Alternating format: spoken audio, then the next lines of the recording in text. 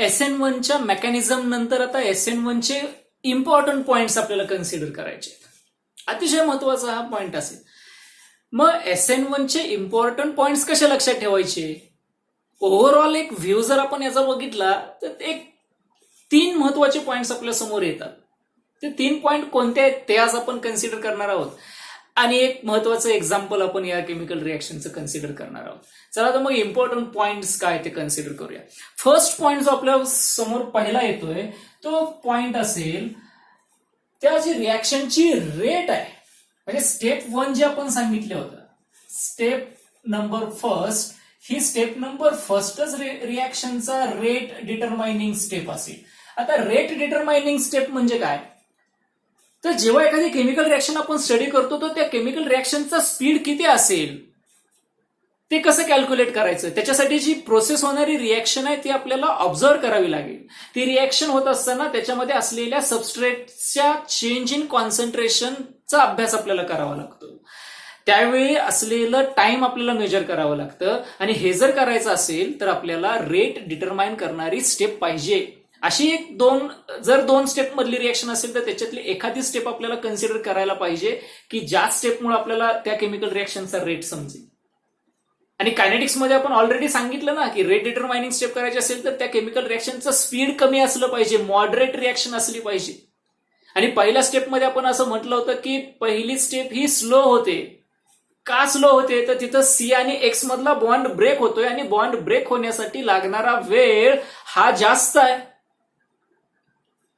That's why step number first is a slow step. Step number second मध्ये नव्हतं तसं. Step number second मध्ये carbocation already generate झाला होता, मायनस वाला न्यूक्लिओफाईल तयार होता, तो पटकन प्लस मायनस अट्रॅक्शन होईल, ती स्टेप फास्ट होईल. म्हणून स्टेप नंबर सेकंड वरून आपण रेट नाही कॅल्क्युलेट करू शकत.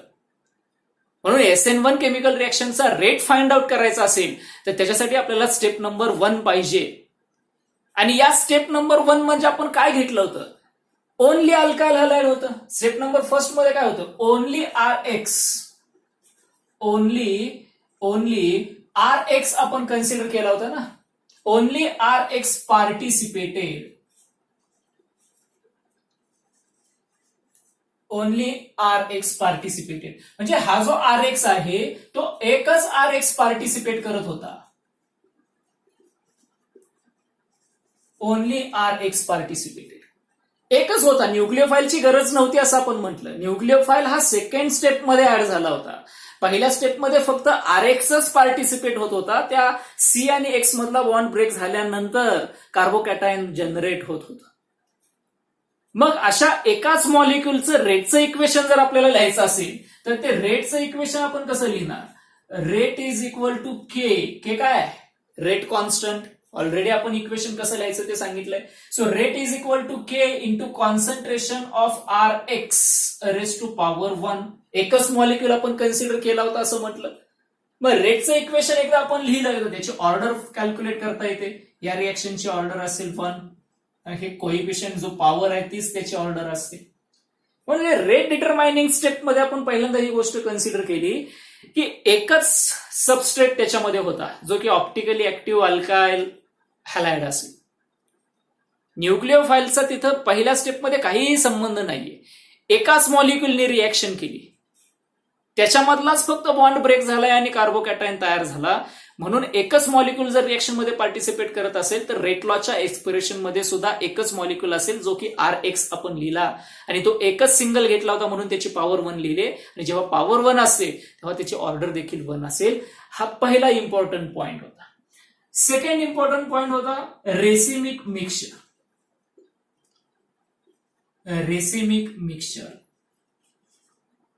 ठीक आहे. सो हे रेसिमिक मिक्सचरचे प्रॉडक्ट आपल्याला मिळत आहेत.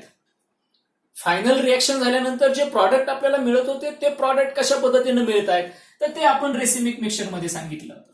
सो हा जो कार्बन असेल तो जो न्यूक्लिओफाईल याच्यामध्ये ऍड झाला त्याचं सबस्टिट्यूशन झालं आणि ते सबस्टिट्यूशन झाल्यानंतर जे रेसिमिक मिक्सचर आपल्याला मिळतं त्याच्या ज्या काही इमेज असतील, मिरर इमेज असतील, त्या मिरर इमेज आपल्यासाठी महत्वाच्या होत्या. सो ही मिरर इमेज असेल याची. NU असेल, C असेल, H, this R is behind the plane, This R is above the plane. This is a retention. This is an retention. This is an inversion. Inversion. Dextro-rotatory असेल, Leo-rotatory असेल. So हा एक्सपेरिमेंटचा part आहे. म्हणजे second important point आपल्याला काय लक्षात घ्यायचा आहे की SN1 मध्ये हे रेसिमिक मिक्सचर मिळतं. SN2 मध्ये काय होतं, फक्त इन्व्हर्जन होतं. इकडे तसं नाहीये, इथं रिटेन्शन आणि इन्व्हर्जन दोन्ही आहे. म्हणजे हा एक मेन डिफरन्स आपल्याला बघायला मिळतो. रेटच्या बाबतीमध्ये तसंच आहे. तिकडे रेटच्या पार्टिसिपेशनच्या इक्वेशन मध्ये 2 मॉलिक्युल, इथं NU देखील होता, ऑर्डर 2 आली होती. That's why it is called as bimolecular reaction. SN2 बद्दल आपण बोलतोय, पण SN1 मध्ये तसं नाही. SN1 मध्ये एकच मॉलिक्युल पार्टिसिपेट करतोय, त्यामुळे त्याची ऑर्डर 1 आली. SN2 ची ऑर्डर 2 होती. इकडे आपल्याला तिकडे जो प्रॉडक्ट मिळत होता तो इन्व्हर्जन मिळत होता असं आपण म्हटलं इम्पॉर्टंट पॉईंट मध्ये. इकडे म्हटलं की रेसिमिक मिक्सचर मिळतं, आणि हे जे रेसिमिक मिक्सचर मिळतंय ते अशा पद्धतीनं मिरर इमेजेस असतील. एक रिटेन्शनची असेल आणि दुसरी इन्व्हर्जनची असेल. And last very important point is this rate of chemical reaction is directly proportional to the stability of carbocation. Stability of carbocation. Stability of carbocation. म्हणजे या केमिकल रिएक्शनचा जो स्पीड असणार आहे तो स्पीड कम्प्लिटली या रिएक्शन मध्ये पहिल्या स्टेपमध्ये जो कार्बोकॅटायन तयार होतो त्या तयार होणाऱ्या कार्बोकॅटायनच्या स्टॅबिलिटीवरती डिपेंड असणार आहे. आणि लॉजिकली जरा विचार केला तर लक्षात येईल ना, कार्बोकॅटायन तयार होणं म्हणजे हा प्लेनार तयार होतोय ना, एक प्लेन तयार होतोय. आणि हा जर प्लेन तयार होत असेल आणि याला फ्रंटनी किंवा बॅकनी न्यूक्लिओफाईल अटॅक करणार असेल तर हातच स्टेबल पाहिजे ना. हात जर स्टेबल नसेल, हा जर अनस्टेबल असेल तर हा अटॅक आहे तो प्रॉपर होणार नाही. म्हणजे रिएक्शन फास्ट होणार नाही, ती रिएक्शन स्लो होईल. आणि कार्बोकॅटायनची स्टॅबिलिटीची ऑर्डर ऑलरेडी आपण स्टडी केलेली आहे. कशी आहे ती ऑर्डर, तर 3rd degree is greater than 2 degree is greater than 1 degree is greater than CH3X. अशा पद्धतीची ती ऑर्डर आहे. सो ही जी ऑर्डर आपण सांगतोय with respective the nature of alkyl halide, याच्या नेचरवरती ही ऑर्डर आहे, लक्षात घ्यायचं. म्हणजे जो आर ग्रुप असणार आहे हा टर्शरी कशा पद्धतीने आपण असाइन करू शकतो. हा जो आर ग्रुप जो एक्स अल्काइल हॅलाइड आपण सांगतोय तो कार्बन ज्याला हॅलोजन ग्रुप अटॅच आहे तो दुसऱ्या तिन्ही कार्बनला अटॅच असेल तर त्याला आपण टर्शरी असं म्हटलं. सो याची रिएक्शनची रेट जास्त असेल. सेकंड मध्ये आपण असं म्हटलं की हा जो कार्बन असेल तो फक्त 2च कार्बनला अटॅच असेल डिरेक्टली, तिसरा हायड्रोजन असेल. थर्ड केसमध्ये आपण असं म्हटलं की हा जो एक्स आहे तो फक्त एकाच कार्बनला डायरेक्टली अटॅच असेल, बाकीचे 2 हायड्रोजन असेल, आणि हा तर कुठल्याही दुसऱ्या कार्बनला अटॅच असणार नाही. म्हणजे ही जी ऑर्डर आपण सांगतोय, ही जी स्टॅबिलिटीची ऑर्डर सांगतोय ही कोणाच्या रिस्पेक्टिव्ह आहे, विथ रिस्पेक्टिव्ह द सबस्ट्रेट आहे, हे लक्षात घ्यायचं. तर ऑर्डर, ही जी ऑर्डर आपण सांगतोय order of reaction with respective the substrate, हे लक्षात घ्यायचं. With respective to the substrate, हे फार महत्वाचं आहे. या सबस्ट्रेटच्या रिस्पेक्टिव्ह ही ऑर्डर आपण सांगतो. म्हणजे जे अल्काइल हॅलाइड आपण कन्सिडर करतोय ते कसं आहे, ते जर टर्शरी असेल तर rate of reaction is hi. Secondary असेल तर रिएक्शनचा रेट स्लाइटली लो असेल. तर अशा पद्धतीनं टर्शरी, सेकंडरी, प्रायमरी हा रेट हळूहळू कमी होणार आहे. सो हे झाले काही इम्पॉर्टंट पॉइंट्स जे आपल्याला SN1 केमिकल रिएक्शन मध्ये अतिशय महत्वाचे रिमेंबर करायचे होते, जे की डिफरन्स मध्ये देखील फार महत्वाचे असते.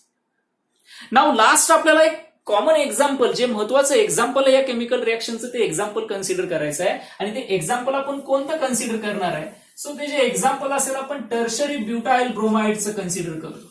या अशा टर्शरी ब्युटाइल ब्रोमाइडचं SN1 रिएक्शन मेकॅनिझमची कशा पद्धतीने बघायला मिळते. सो टर्शरी ब्युटाइल ब्रोमाइड आपण SN2 मध्ये एक एक्झाम्पल कन्सिडर केलं होतं मिथाइल ब्रोमाइडचं, त्याच्यापासून मिथाइल अल्कोहोल तयार होतो असं आपण म्हटलं होतं.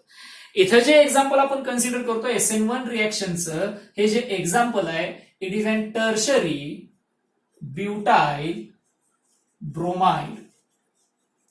Tertiary butyl bromide. So tertiary butyl ब्रोमाइडचं टेट्राहायड्रल स्ट्रक्चर अगोदर ड्रॉ करायचं. CBr असेल, ब्रोमाइड आहे. टर्शरी ब्युटाइल म्हणतो म्हणजे याच्याकडं सगळे जे ग्रुप असतील ते CH3 असतील.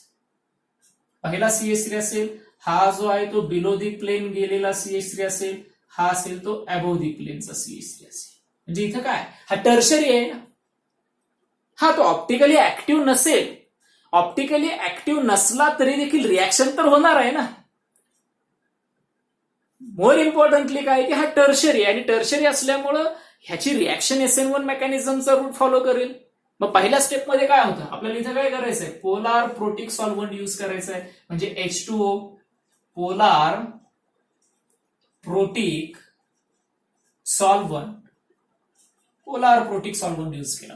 फर्स्ट स्टेपमध्ये हा Br delta minus delta plus हा बॉन्ड ब्रेक होईल, त्याचे 2 इलेक्ट्रॉन घेऊन तो जाईल, आणि इकडे जो पार्शल पॉझिटिव्ह चार्ज आहे, हा पार्शल पॉझिटिव्ह चार्ज निघून जाईल आणि कम्प्लीट पॉझिटिव्ह चार्ज त्याच्याकडे येईल.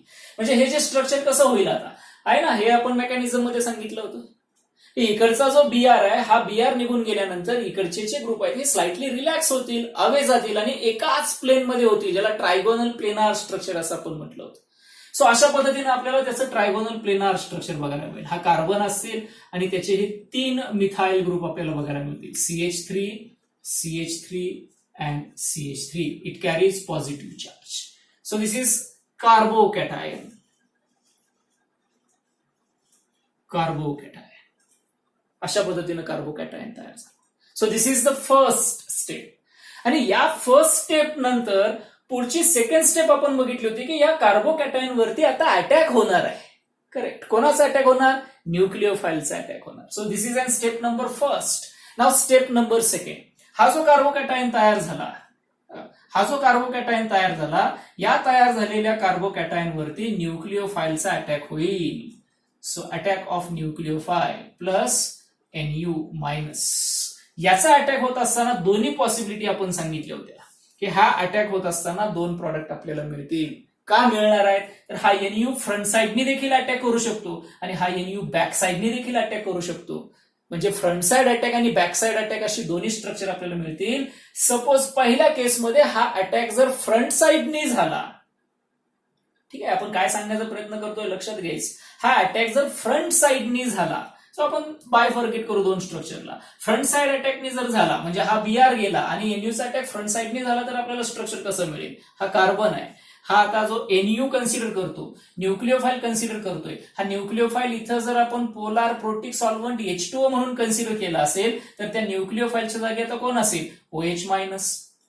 आणि या OH मायनसचा अटॅक इथं होणार आहे. सो तो जर फ्रंट साइडनी झाला तर अशा पद्धतीनं असेल OH, this is CH3, this is the below the plane and above the plane. So this is an retention. त्याला आपण डेक्स्ट्रो म्हटलं, पॉझिटिव्हिटी म्हटलं.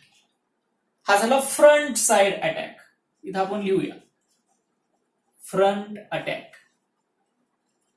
सो फ्रंटने अटॅक झाला तर अशा पद्धतीने आपल्याला बघायला मिळेल. हे स्ट्रक्चर होतं ना, ही फ्रंट आहे, Br गेला आणि त्याच बाजूने आपल्याला OH ची अटॅक झालेली बघायला मिळाली, फ्रंट साइड अटॅक. आता बॅक साइडला कसं होईल? तर बॅक साइडला ह्या बॅक साइडने हा येणार आहे, हा आल्यानंतर स्ट्रेच झाले, बॅक साइडने अटॅक केल्यानंतर तर कम्प्लिटली हवे अपोजिट साइडला ग्रुप जातील. तो बॅक साइड अटॅक आपण इथं दाखवत आहे. दुसरं स्ट्रक्चर असेल OH आणि अशा पद्धतीनं बॅक साइडला अटॅक झालेला असेल CH3, this is an CH3, this is the above the plane, this is the below the plane.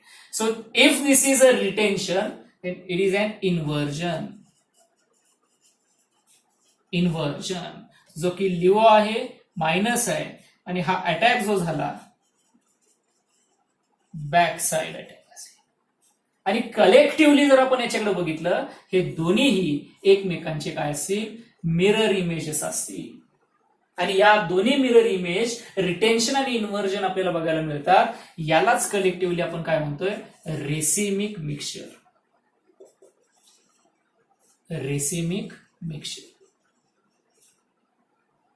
So अशा पद्धतीने आपण एक्झाम्पल कन्सिडर केले. सो होल पॉइंट एकदा रिकरेक्ट करा, कलेक्ट करा, जोडण्याचा प्रयत्न करा की SN1 मेकॅनिझम मध्ये आपण एक्झॅक्टली काय सांगितलं होतं, कशा पद्धतीनं स्टेप्स कन्सिडर करतो आपण, कशा पद्धतीनं स्टेप्स पुढे फॉरवर्ड करत गेलो, कशा पद्धतीनं चेंजेस झाले, कोणते इम्पॉर्टंट पॉइंट्स आपण कन्सिडर केले होते. So this is all about the SN1 chemical reaction. Take a note of this.